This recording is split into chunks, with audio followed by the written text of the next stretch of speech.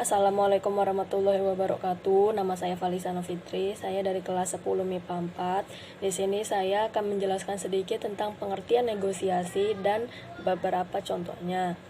Negosiasi merupakan kata serapan dari bahasa Inggris negotiate yang artinya merundingkan. Sedangkan menurut Kamus Besar Bahasa Indonesia, negosiasi adalah proses tawar-menawar dengan cara berunding untuk mencapai kesepakatan antara pihak satu dengan pihak lainnya.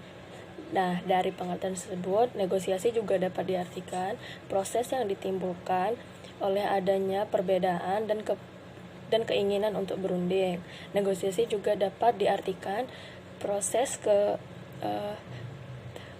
situasi di mana kita ingin memenangkan argumentasi pribadi, sedangkan argumentasi pribadi karena argumentasi lawan yang bertolak belakang dengan kita.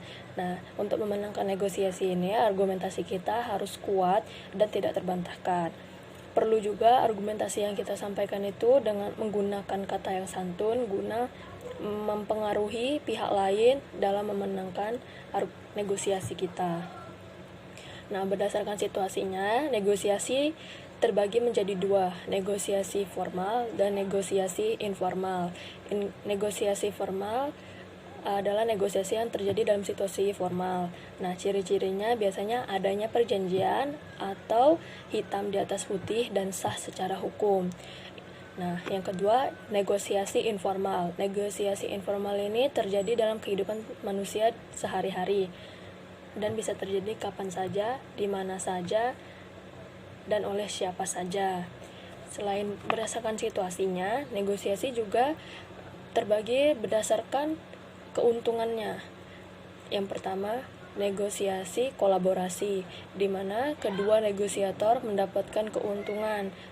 Negosiasi kolaborasi ini kedua keinginan negosiator digabungkan sehingga bisa disebut dengan win-win.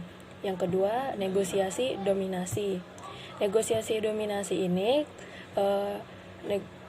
negosiasi negosiatornya yang mendapatkan keuntungan sedangkan pihak lainnya mendapatkan keuntungan lebih kecil.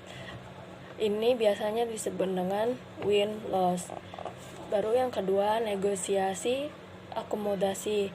Negosiasi ini di mana negosiatornya mengalami kerugian atau keuntungan yang lebih kecil dan pihak lawan mengalami keuntungan yang besar atau bahkan 100% keuntungan.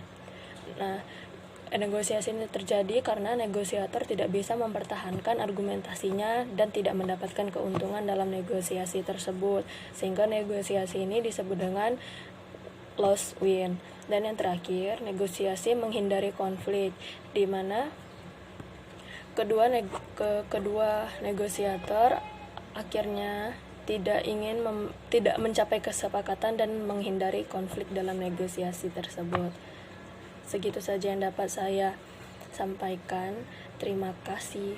Mohon maaf bila ada kesalahan. Assalamualaikum warahmatullahi wabarakatuh.